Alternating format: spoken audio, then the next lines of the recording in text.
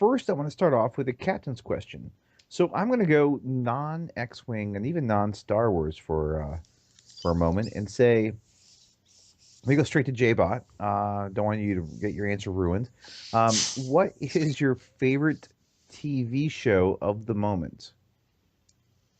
So Ooh, just of like at this moment TV show. yeah, like you can say your all-time favorite, or you can say whatever you've been grooving on lately. Um, well, I guess lately this is silly. I don't watch a lot of I guess dramas and stuff like that, so this is kind of out of left field. But I've fallen in love with Teen Titans Go, which I don't know how many people here watch it, but it's kind of a more campy, even more cartooned version of the old original Teen Titans. So they're kind of caricatures of each other, still the same voices and stuff, and they basically never fight anything, but when they do, it's just a real quick like pew pew pew, and that's it. Like they never. It's just the group of them being stupid with each other, and maybe I've just gotten to the point where I don't need, I don't seek out deep, meaningful plot lines and stuff as much as I used to, and just like the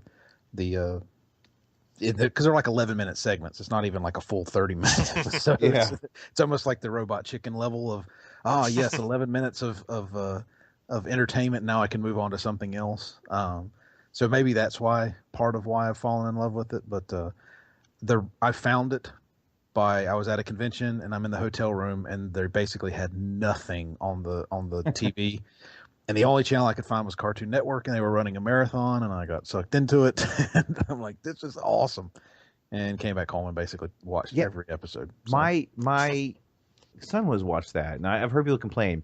It's not a real superhero cartoon. It's too stupid. But after having it actually been on for like a lot of times I'm in the room, I actually find it really funny now. It's yeah, stupid. Like at the end of the episode, they could all be dead. Like all fell, right, yeah, died. they've been killed at the end of episodes multiple times, and people have gotten sucked into oh, the void or that sort of thing, and it's just stupid. I mean, Yeah, that's really the best way I can put it. Is it's very much a short attention span theater, and that's all it is. If anybody who wants to get a deeper meaning out of it is really trying too hard. Not every comic related thing needs to be The Watchmen or V for right. Vendetta or some other Yeah, Alan Moore thing that's going to drive you nuts for years. Just sometimes you just need that kind of fast food entertainment. yeah. Speaking of fast food, I don't want this to run too long like our fast food discussion. So I'll move straight on to Phil. What about you? Uh, so I found a pretty cool show on one of my least favorite channels, the Sci-Fi Hummingbird. Channel, Oh, which up until recently was spending most of its programming time on like WWE matches and like Octopus versus Mega Shark versus Mega mm. Gorilla or Sharknado something. 18. Yeah, and Sharknado 15 exactly. But I think they must have had a shake up in leadership or something because now they're actually pushing more hard sci-fi shows. So they recently came out with a show called The Expanse, uh, and this is set in a like a sort of near future, uh, like a couple hundred years into the future, where humanity is spread out into like the outer solar system, and there's a ton of like political turmoil between Earth and Mars and the all the people who are living in the asteroid belt and the outer planets. Um, and the world building there is just really really good. It's based on a book series, and it has a really really solid feel to it. It feels like a plausible future, and the characters are really well done, and the all the technology is and the way that things work is realistic. So like in a space battle, ships will be fighting in a 3D environment. They don't have the same like relative orientation. Like if you watch like a episode of Star Trek or Star Wars, uh, you'll notice that all the ships like seem to be you Yeah. know, have the same like up-down orientation for no Yeah, they all reason have that same whatsoever. kind of galactic, Yeah. footing. Right. Everybody stays on the Galactic same North. parallel. Yeah. Exactly. So there's none of that. Spaceships look like actual, like practical spaceships might plausibly look, and they're built realistically as opposed to like almost every other sci-fi show ever. So it's really cool. I like it.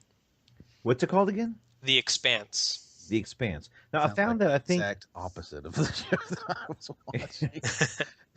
Yeah. I think Sci-Fi Channel actually starts putting out good stuff in the summer because last summer it was Killjoys and Dark Matter, which I think might be back for season 2 this summer. I need to Yeah. catch up on, but I This is a, did it's a pretty pick out recent those. change.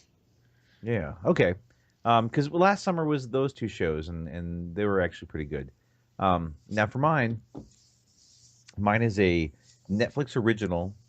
Uh, 8 episodes just came out like 3 weeks ago or so, and my my wife watches stuff, and she'll get like halfway through a season and just totally lose interest in the show, which drives me nuts because I want to finish it.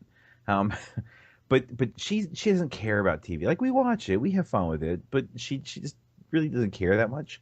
And she says like every 5 years or so, there's a show that comes out that totally grips her and totally just consumes her. And says it's amazing and really is great. And there's a show that just came out. And so it's Netflix and it's all out there. Everybody I know has been binge watching it. But I actually kind of stretched it out and tried Yeah, to I watch. already know this one, but yeah, Yeah, everybody's saying the same thing. Stranger Things. Stranger Things is so good. It on IMDb, which people vote and it can be critical. It's got a average rating of 9.2, which is insane. It's done like movie quality. It's set in the 80s, early 80s. Hmm. Like everything is like the poor families have more 60s things or 70s things actually in their house. Um, the soundtrack apparently gonna be a soundtrack, but the music in it's really good. I like the Clash and Joy Division, so it was good. Um, but have you guys seen it at all? I haven't seen it. No.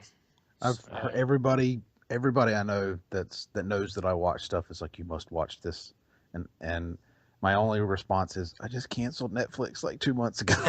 Oh, so, it's so too bad. I will find a way. JBot will find a way. But yeah, everybody's basically said the same thing to me, that Yeah. like, you will love this, you must watch it, and it's almost to the point, just because I tend to be this way, of I will never watch this show because everybody is telling me to watch it. I watched it Just to watched be my- counter. I'm going to be that guy, but I'm going to try my best to find a way to watch it here soon, even if it means Yeah. going to a buddy's house. I watched it with my wife and my 11-year-old son, and we like took 2 weeks to watch it, and that was almost too long. And my daughter, 17-year-old, she's seen the whole thing twice already. People said it's like if Goonies and E.T. had a love child. It does look a lot like ET, just looking at the previews on Netflix. It's a little bit darker and a less E.T. had those cutesy moments. None of that cutesy Hmm. crap. So, but it's like very much like E.T. if it was a little bit darker. I mean, still like PG, not PG-13, Yeah. PG. My 11-year-old, I'll let him watch it. But it's just good. I'll just leave it at that. All right. Okay. Cool. If you enjoyed this video, please like and subscribe to help us continue improving and expanding our channel's content.